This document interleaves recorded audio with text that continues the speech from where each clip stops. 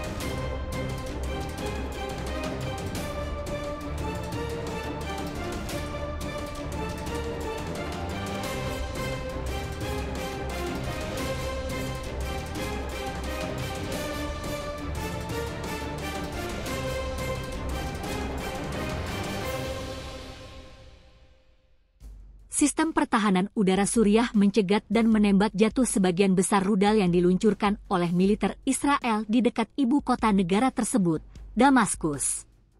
Itu menunjukkan sistem pertahanan tersebut dinyatakan sukses. Menurut laporan media lokal Suriah, pada Minggu, 24 Maret 2024, pesawat militer Israel melakukan serangan udara dari arah dataran tinggi Golan yang diduduki dan menargetkan beberapa lokasi di pedesaan Damaskus. Laporan tersebut menambahkan bahwa pertahanan udara Suriah menembak jatuh sebagian besar rudal tersebut. Tidak ada korban jiwa dalam aksi mogok tersebut, namun terdapat kerugian material.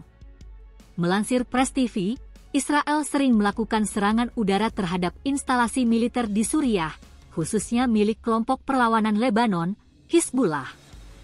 Hizbullah berperan penting dalam mendukung tentara Suriah dalam pertempuran melawan teroris yang didukung oleh entitas asing.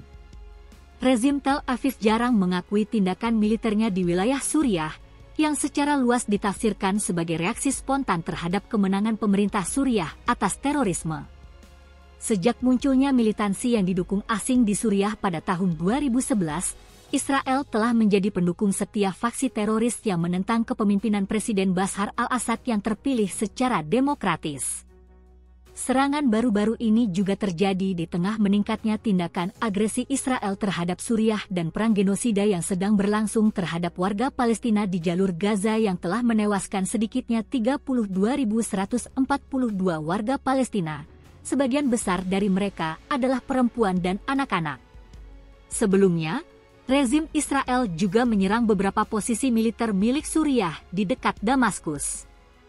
Kementerian Luar Negeri dan Ekspatriat Suriah mengatakan Israel berusaha mati-matian untuk menutupi kegagalan mereka di jalur Gaza dengan menyerang wilayah Suriah. Para pengamat menggambarkan serangan-serangan ini sebagai upaya sembrono yang mengancam akan meningkatkan ketegangan di seluruh wilayah. Israel melancarkan perang berdarah di Gaza pada 7 Oktober 2023, setelah gerakan perlawanan Hamas Palestina melancarkan operasi Badai Al-Aqsa di wilayah pendudukan sebagai pembalasan atas kejahatan tanpa henti rezim Tel Aviv terhadap warga Palestina di tepi barat yang diduduki. Inilah video viral pertempuran jarak dekat pasukan Israel menjerit ketakutan dipecundangi pejuang Hamas. Eskalasi beberapa wilayah di Palestina kian memanas, pertempuran sengit bahkan terus terjadi. Akibat dari perang tersebut, sebuah data intelijen Amerika Serikat mengungkapkan jumlah korban perang Zionis Israel dengan pejuang Hamas. Dalam laporan Wall Street Journal mengungkapkan, pasukan pendudukan Israel telah menghabisi antara 20% dan 30% pejuang Hamas. Namun kenyataannya, lebih banyak tentara Zionis yang mati karena serangan militan Hamas. Pejuang Hamas di Gaza sebelum perang berkecamuk telah mempersiapkan serangan yang tidak terprediksi sebelumnya. Selain itu, sekitar 5.000 hingga 9.000 militan telah bertempur di medan perang melawan pasukan yang katanya paling hebat, yaitu pasukan Israel. Terbaru, sebuah video pertempuran jarak pendek yang diunggah di akun X atau Twitter Pertempuran jarak dekat sebuah bangunan di Gaza. Perhatian keseruan pertempuran jarak dekat saat beberapa peleton tentara Israel diserang oleh para mujahidin Hamas dalam sebuah rumah yang membuat mereka panik berteriak-teriak, tulis akun tersebut. Dalam unggahan selanjutnya, akun tersebut juga menjelaskan pengambilan video tersebut, sementara tampak beberapa warganet merespon pertempuran tersebut. Mampus, tulis akun @firman4731. Harusnya RPG aja, biar langsung jadi babi panggang. Tulis akun yang lain @her86.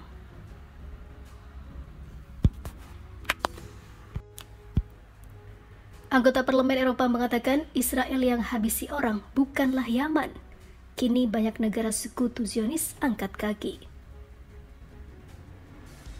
Mick Wallace pada hari Minggu mengatakan intervensi kemanusiaan Houthi di Laut Merah tidak menghabisi siapapun atau membunuh siapapun, tapi genosida Israel di Gaza telah membunuh ribuan warga sipil tak bersalah. Ia menambahkan serangan-serangan Yaman di Laut Merah dilakukan untuk menghentikan genosida di Gaza terhadap kapal-kapal yang membantu genosida tersebut. Menurut Mick Wallace, di saat Houthi tidak menghabisi seorang pun dalam serangan-serangannya di Laut Merah, Israel telah menghabisi lebih dari 23.000 warga sipil, 10.000 diantaranya adalah anak-anak tak berdosa. Ia bertanya, lalu siapa yang diserang Amerika Serikat dan Inggris? Tentu mereka tidak menyerang Israel karena mereka mendukung genosida. Sebaliknya, mereka menyerang Houthi dan menghabisi setidaknya 6 orang. Negara-negara barat katanya menghabisi orang untuk mengamankan barang-barang supaya sampai ke Israel dan menghabisi ribuan orang dengan sanksinya di Iran, Venezuela, dan juga Suriah. Mick Wallace menegaskan bahwa Houthi atau Ansarullah Yaman menunjukkan solidaritas terhadap rakyat Palestina seperti yang dilakukan Afrika Selatan di Den Haag. Akan tetapi, sungguh menyedihkan bahwa solidaritas Uni Eropa diberikan kepada Imperium Amerika Serikat dan Zionis, dasar Uni Eropa tak tahu malu. Di sisi lain, yang melakukan kejahatan sesungguhnya adalah Israel itu sendiri, maka bersiaplah untuk kehancurannya.